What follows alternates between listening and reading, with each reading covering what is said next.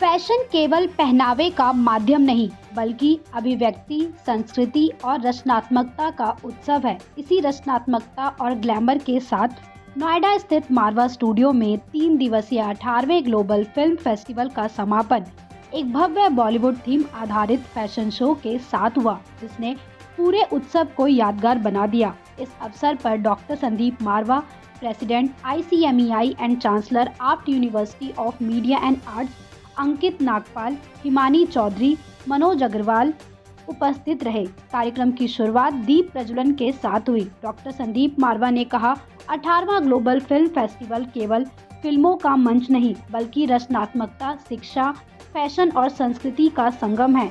इस 3 दिवसीय आयोजन को सफल और यादगार बनाने में मैनेजमेंट टीम, फैकल्टी मेंबर्स, छात्रों और सभी की भूमिका सराहनीय रही है।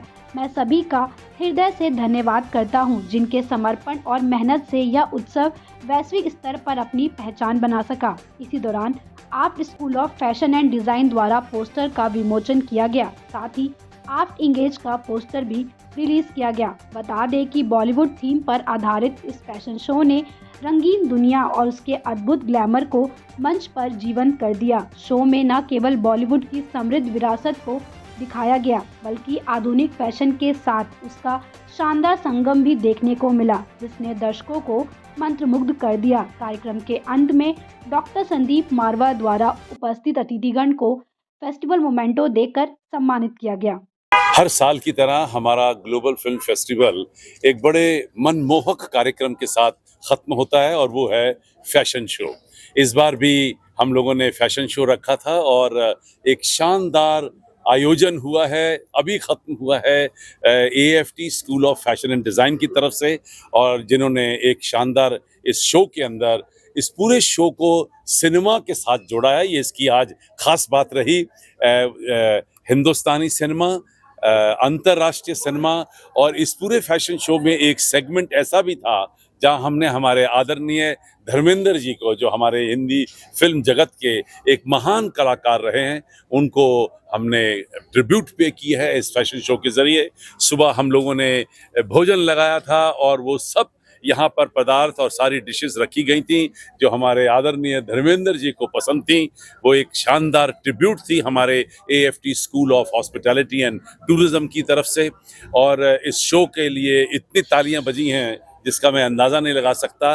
लोगों ने इस शो को बहुत सराहा है और ख़ास तौर पे ऐसे शो देखने को कम मिलते हैं, क्योंकि जब आप फैशन शो देखने जाते हैं तो अक्सर आप उन ड्रेसेस को देखते हैं कि जिन ड्रेसेस को आप आम दिन में पहन सकते हैं और उनमें से आप डिज़ाइन भी ढूंढने की कोशिश करते हैं।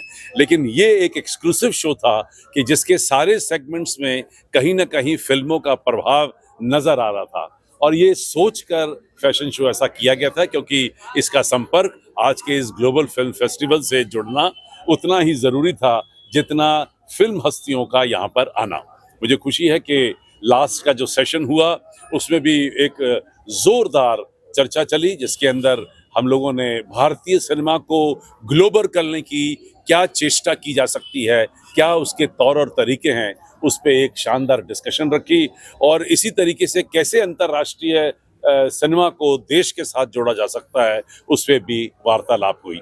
मैं समझता हूँ कि जो आज काम मारवा स्टूडियो और जो काम आज AFT या international chamber of media and entertainment industry कर रही है, उसका जो कार्यों का फल है वो आज देश भर और दुनिया भर को देखने को मिल रहा है। शायद उसी का नतीजा है। ये कहते हुए मुझे बड़ा हर्ष हो रहा है कि मैं देश की जो सबसे बड़ी संस्था है सिनेमा की, फिल्म फेडरेशन ऑफ इंडिया, उसका मैं वाइस प्रेसिडेंट नियुक्त हो गया हूँ, और ये पहली खबर मैं आप लोगों के ज़रिए यहाँ पे अनाउंस कर रहा हूँ।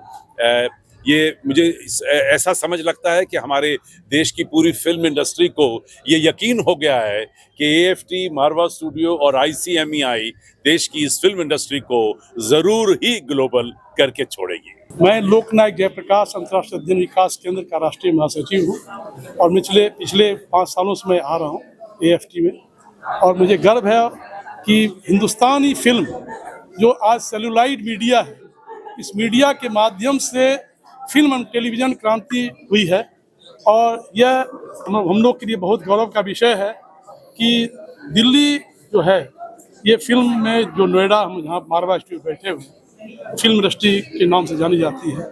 और जितने भी छात्र निकल रहे हैं पढ़ के स्टूडेंट, वो अपनी जगह पहचान कायम कर रहे हैं। मैं देख रहा हूँ अजय कुमार से लेकर कितने फिल्म जर्नलिस्ट आज निकले हैं।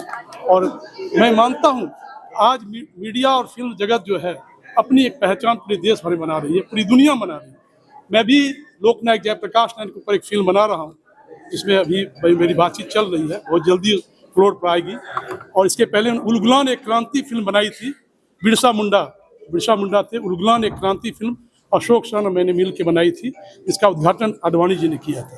तो मैं ये चाहता हूँ कि आप लोग जो आए हैं मीडिया के माध्यम से, जो फिल्म की इंडस्ट्री है, भारत की जो सांस्कृतिक विविधता है, उसको उजागर करें, तभी हमारा राष्ट्र सबल बन सकता है। आज मेरे को बहुत गर्व हो रहा है यहाँ पे आकर कि 18th फिल्म फेस्टिवल हो रहा है। मारवा जी ने हमें भी इनवाइट किया था और मुझे बहुत अच्छा लगा। और फिल्म इंडस्ट्रीज का अगर नाम आता है तो साथ साथ मारवा जी का नाम जरूर आता है, क्योंकि युवाओं के लिए वो प्रेरणादायक है। और सिने जगत में यही नहीं है कि भारत में ही नाम है, मैं विदेश में भी जाती हूँ तो मारवा जी का नाम जरूर एक बार आता है।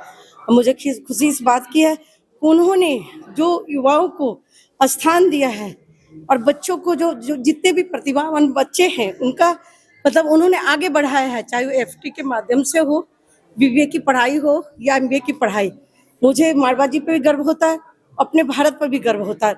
मैं चाहूँगी कि मारवा जी जो हैं, आने वाले युवा जो भी फिल्म इंडस्ट्री से जुड़े हैं उनके मार्गदर्शक में चले।